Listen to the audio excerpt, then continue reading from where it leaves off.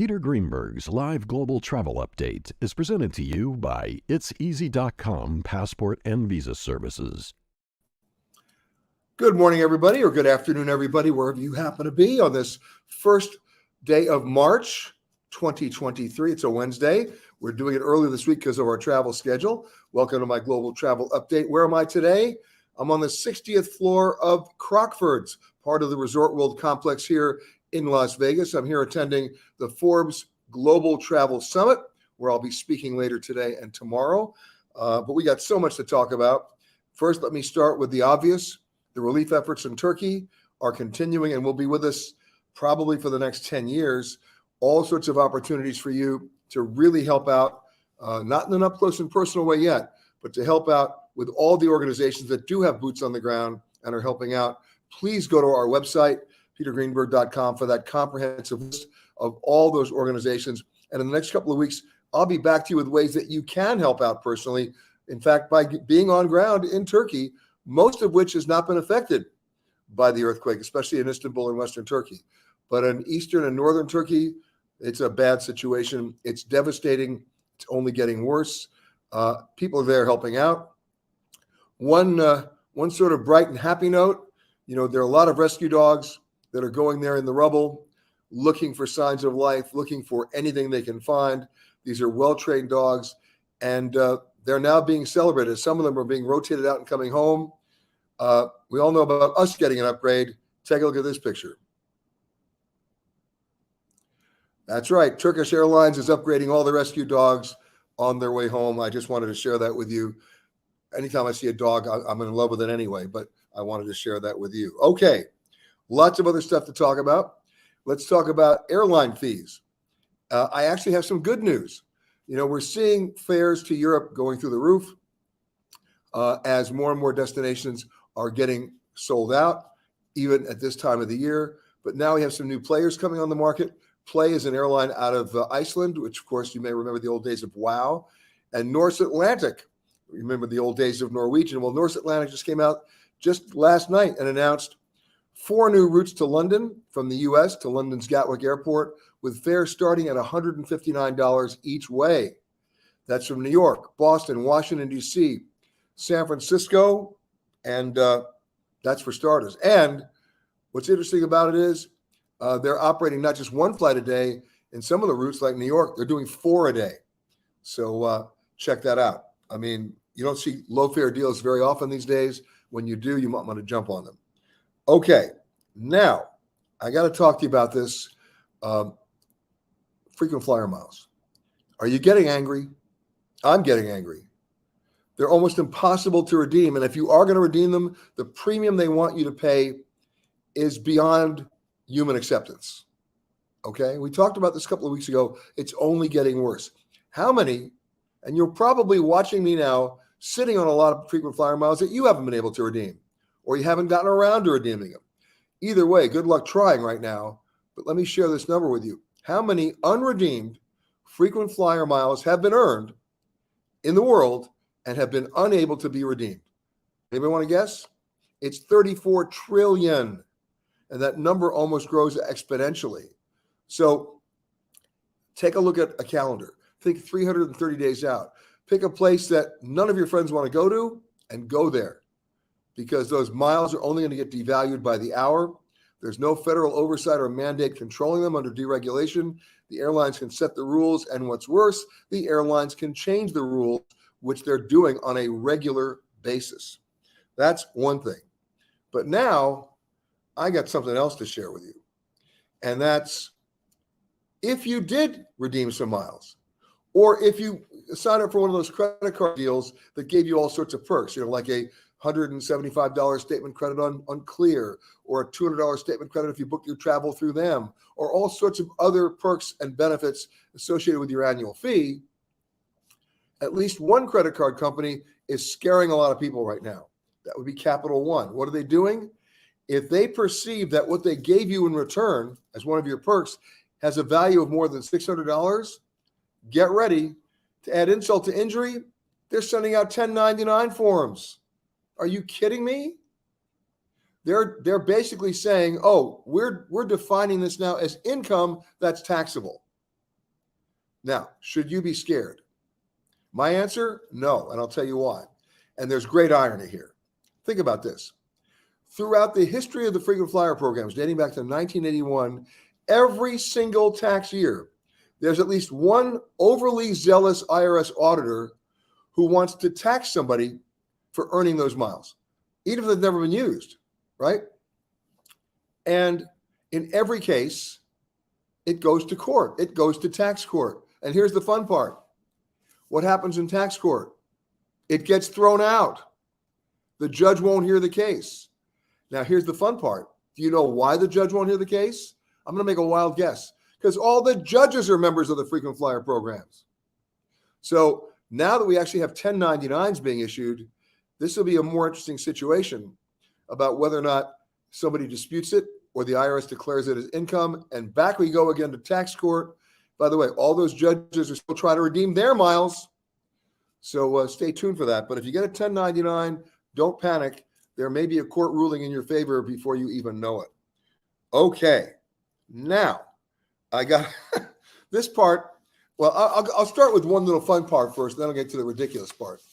Do you have a passport? Are you renewing it? Do you have less than 6 months of validity on it or less than any free pages left on it? You better hurry up. The passport waits now are in excess of 2.5 months and only going to get worse. And that's sometimes for the expedited version. But if you do have a passport, it might interest you to know which passports around the world are the most powerful, the ones you really want to have, based on visa-free travel around the world, where you don't have any, no obstacles to travel if you happen to have a certain passport. The number one most powerful passport would be Japan. That's visa-free travel to like 193 destinations, only 196 countries, followed by Singapore and South Korea.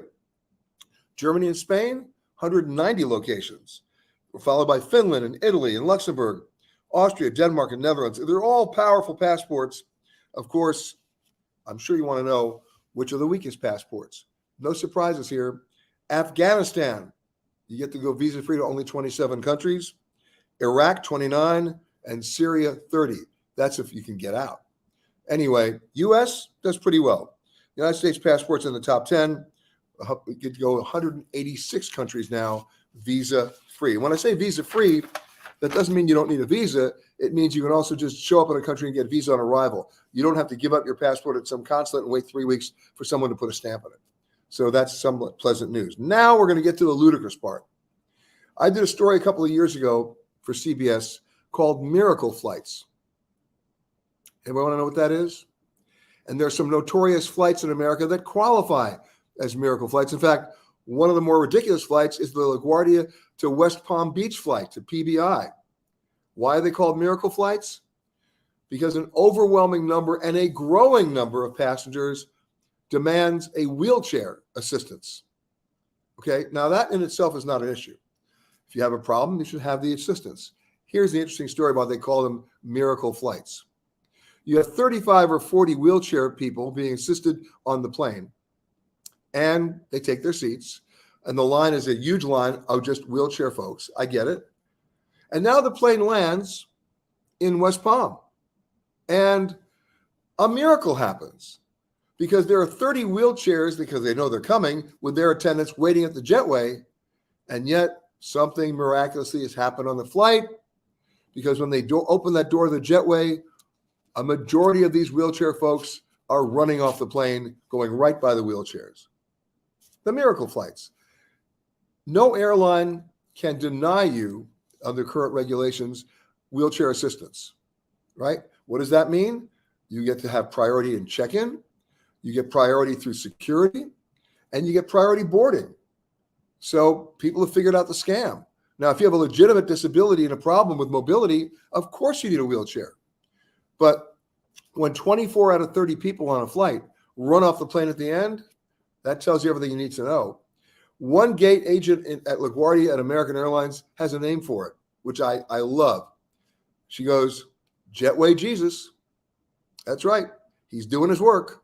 Something happens on that jetway and they come flying out. I hope that there are going to be some kind of regulation for the rest of us able-bodied passengers to avoid this particular abuse. and have some kind of check or certification that people do legitimately need it. And if they do legitimately need it, they should be pre-boarded. They should be taken care of especially well. But how many of you who have flown get off the plane to see that line of attendants with wheelchairs that are empty with everybody flying right by them? There's something wrong with that. It goes back to the days of the emotional support animal scam as well. Anyway, I thought I'd share that. Let's go and say hello to some people here. I'm going to scroll down and scroll up. Katrina's saying hello from Alabama. Hello, Katrina. Michael's saying hello from Delray Beach. Camilla's, of course, in Tucson. Lorena is saying hi. Oh, she says hello from sunny Lansing, Michigan. Okay, she's a Spartan. Paul's saying greetings from Ashland again. Evelyn's saying, sorry, I missed you while in Denver. I was in Denver. I spoke last week. By the way, I'll be speaking again at the Travel and Adventure Show later on in February in Atlanta, and also later on in Dallas. So I'll give you more information as we get closer to that. My friends in Tanzania are showing up online. Bellingham, Washington is here with Sue. Hi from Tulsa. Do you have any recommendations for travel companies in Europe? Could you be any more general? Lena says, greetings from Orange, California. Enjoyed seeing you at the LA Travel Show. Well, thank you for telling me that. All right, here we go. Was glad I was able to redeem reasonable miles for a free trip to Alaska back in November for travel in June. Well, you know what? You did the smart thing. Who's actually thinking about traveling to Alaska in November? You were, because you wanted to travel in June. You got lucky. Okay. Lena says, here's a question. $306 for a cruise vacation protection for 2 7-day Alaska cruise. Worth it or no?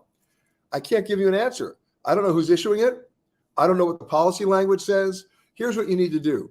Call a travel agent or a travel advisor. They can sell you a trip cancellation or interruption insurance, and they can walk you through the hieroglyphics of that policy language so you not only know what you're covered for, more importantly, you know what you're not covered for. Okay? Do that. All right. Barbara's saying, hello from Tampa. I'm trying to use my frequent flyer miles as soon as I get them. Yeah, that's right. Now, listen, I'm not trying to encourage a run on the bank. By the way, frequent flyer miles don't accrue interest. We're not talking about banks. But since the airlines can change the rules at any time, whatever you have in your frequent flyer bank is getting devalued. Okay. Colin says, hi from San Francisco. Michael's saying, any legitimate reason to get a U.S. passport card along with a passport, or is it a waste of time? If you've got the passport, that's all you need. That's all you need. Okay? All right.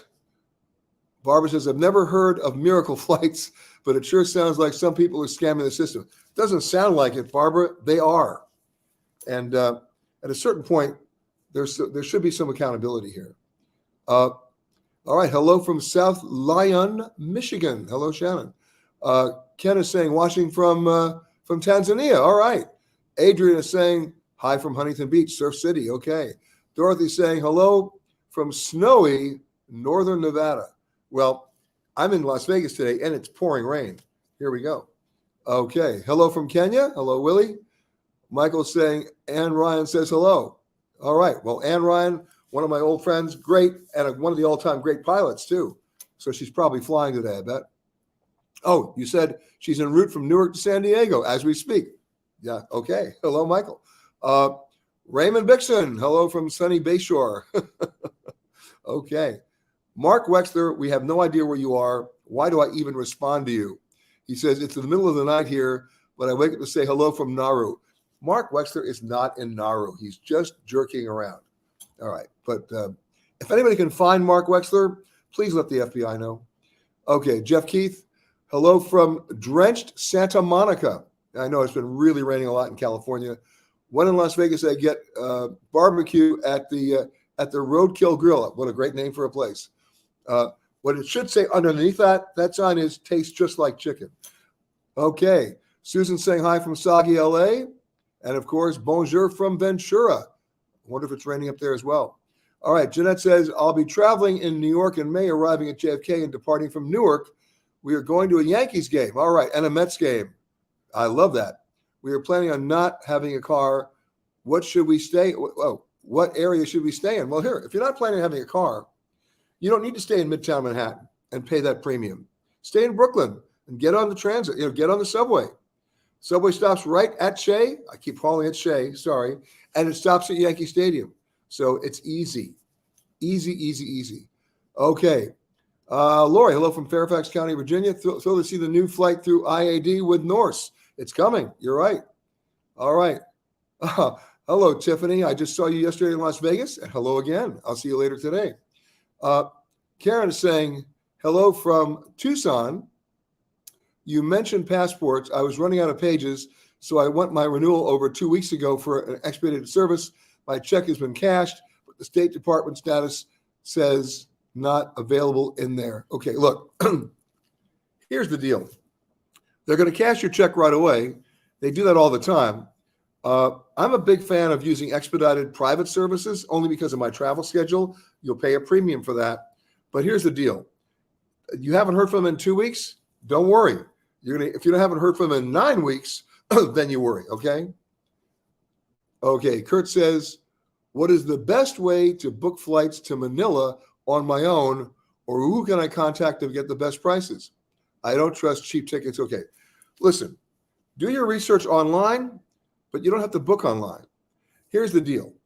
You didn't tell me where you're going to go to Manila from. Answer that question and I'll help you, okay?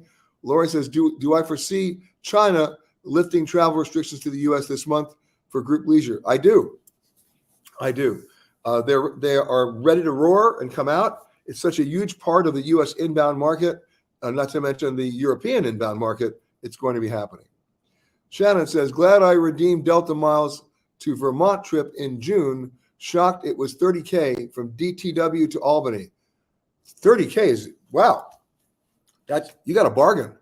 Did I share with you the actual mileage quote that Delta gave me to fly from Atlanta to Santiago in business class? Right? One ticket, folks.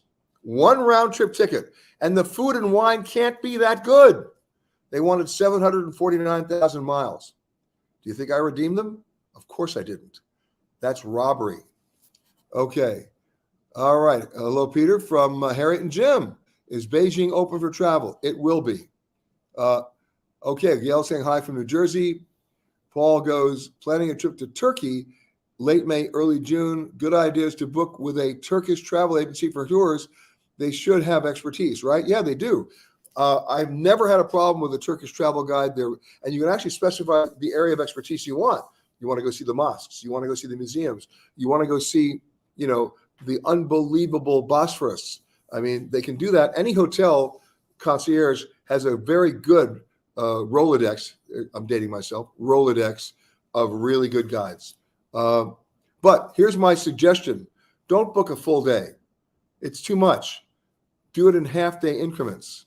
So when you finish with the guide, you can stay in that location and explore on your own. And then do it another day in another location with another affinity or interest, okay? Okay, Peter says, greetings from beautiful Madison, Wisconsin. We know it is. Gail says, when would be the best time to book a Panama Canal cruise? I'm hoping to go in June or January, February 2024. Well, guess what? January, February are good months, but do it now. Cruise lines are selling out a lot of cruises. Okay. Am I concerned about the close calls on the runways? Of course I am. We talked about this for the last 2 weeks. The FAA is now, how about this, announced they're having a committee to discuss it. Wow. I hate when people form a committee. But the point is, it's got everybody's attention. There have been too many close calls. The one with FedEx over the Southwest plane was the closest, by the way. Things we got to talk about. I am working on that story, trust me. Okay. Betsy says, do I recommend renewing your passport online or through the mail? Well, here's the thing. How much time do you have to get the passport back? How much time can you afford to be without your passport? That would determine that. All right. Andrew, hello from you, sir. Kurt says, hi. I'm going from Orlando to Manila, then to Oahu. Oh, no, Cebu, excuse me. All right, so here's the deal. You're not going to take one airline on that flight. You're going to do 2 round-trip flights. Orlando, LA, Orlando, and I'll take that back, 3 round-trip flights. Orlando, LA, Orlando, LA, Manila, LA, and Manila, Cebu, Manila. Okay? It'll price out much cheaper. All right? Go ahead and do it online. and then basically call the airline themselves, or a travel agent. Either way. Okay. Oh, she goes, wow, I'm flying one way from Tampa to for 30K. 30K is a bargain these days. That's the crazy part of it, right? Look, I just got telling you they wanted $749,000 from me. So not 749,000 miles. Might as well be dollars. Okay. Patty's saying 1,000 fewer air traffic controllers. That may be contributing to it. Hi from Tulsa. Any recommendations for tour companies for Europe? Once again, could you be any more general? All right. Now, while we're asking some more questions and I'll be answering them, it's time to talk about your pet peeves in hotels. That's what I asked about this week. What's your biggest pet peeve in a hotel? Not surprising, so many of you weighed in on one of mine, of course, resort fees. Someone else said, poor room lighting. Don't you know it? People who design hotel rooms, I'm convinced, had never slept in one.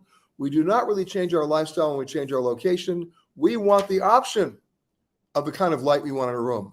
We don't want to be trapped by mood lighting. You trap me with only mood lighting, you have guaranteed to put me in a bad mood, right? There's a hotel in London called the Goring. Some of you Crown fanatics might realize that that's where Kate stayed the night before she married William.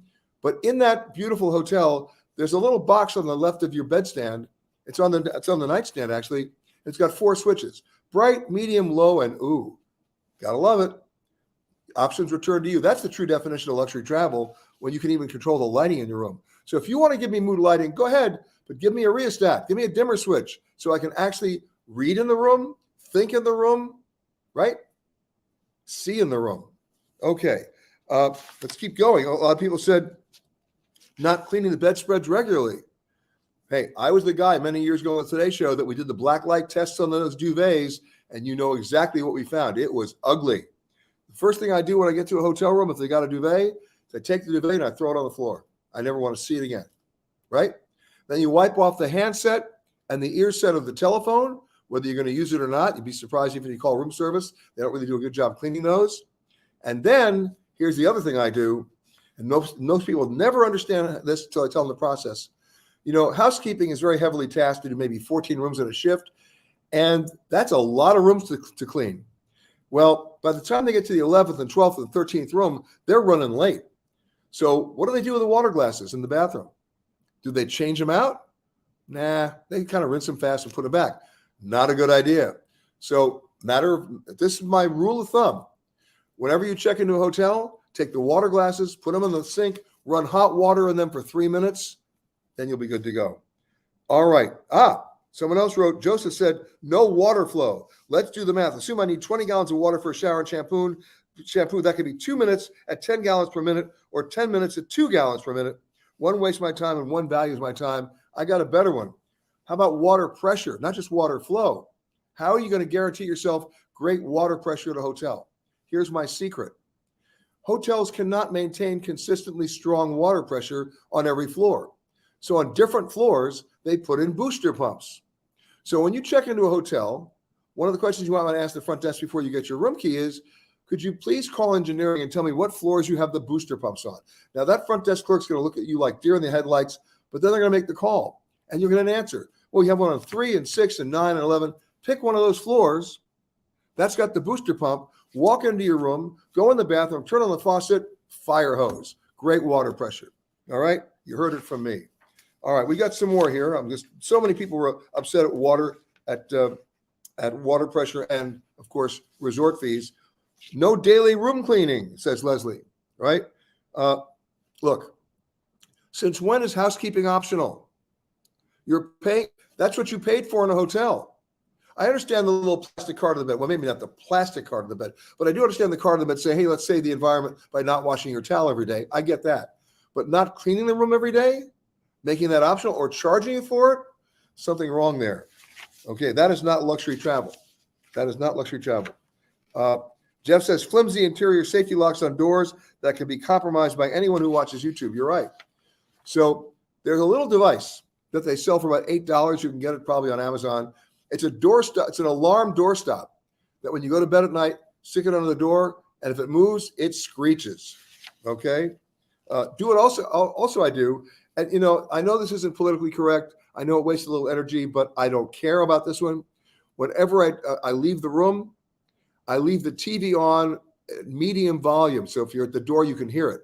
Because room thieves do not want to take the chance of busting into an occupied room.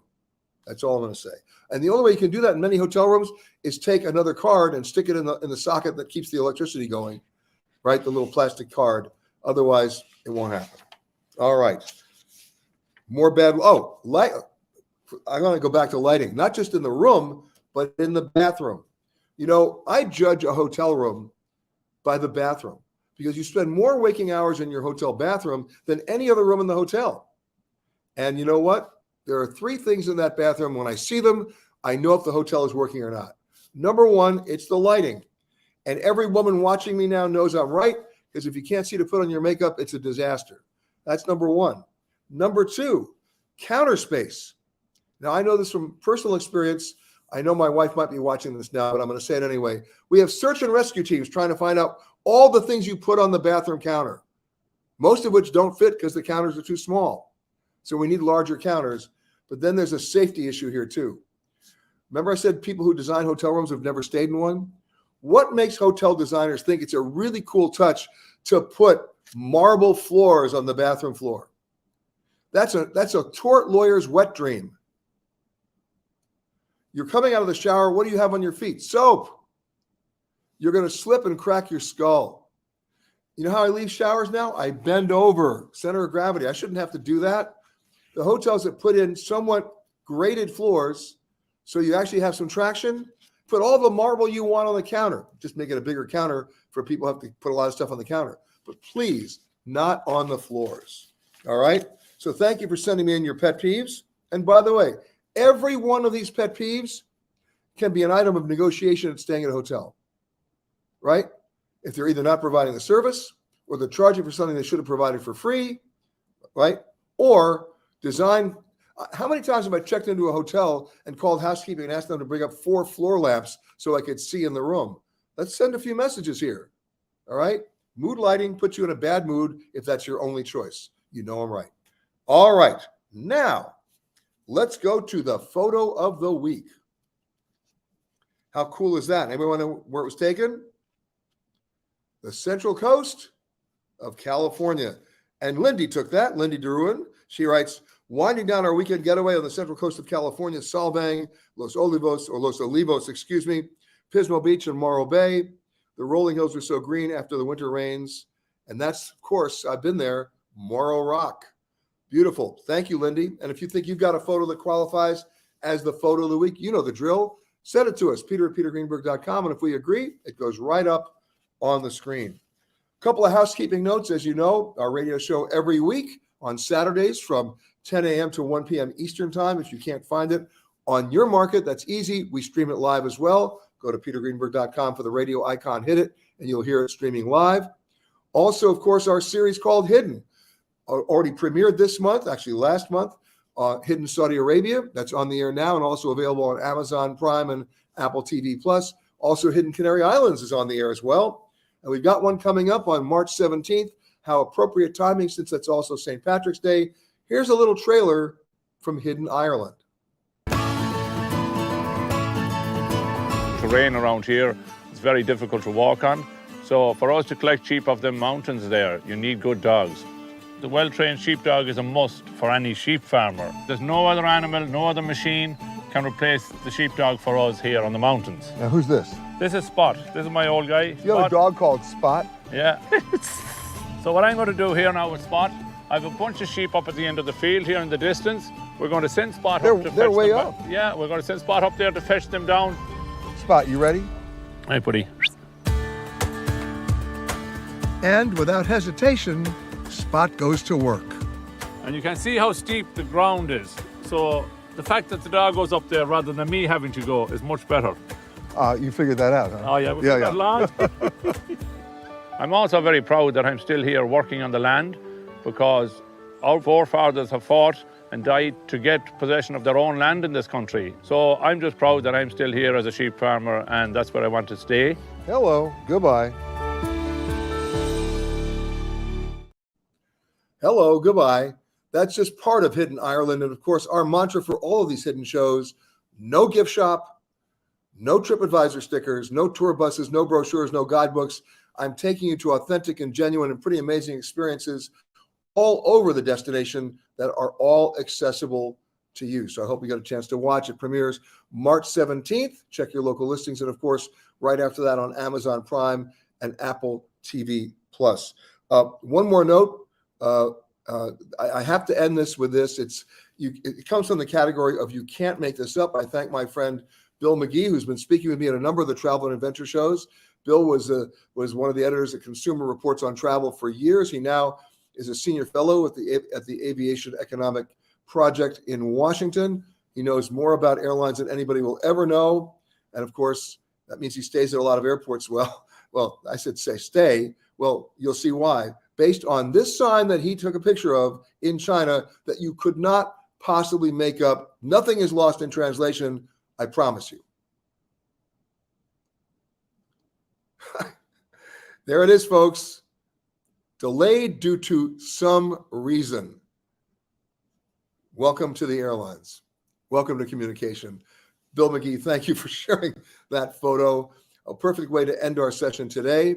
Again, we'll see you on the radio on Saturday, 10 a.m. to 1 p.m. Eastern.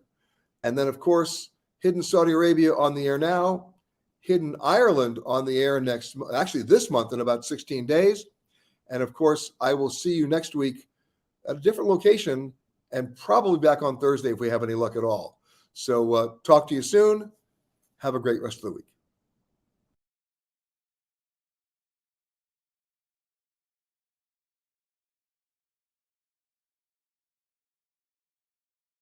Peter Greenberg's live global travel update is presented to you by itseasy.com passport and visa services.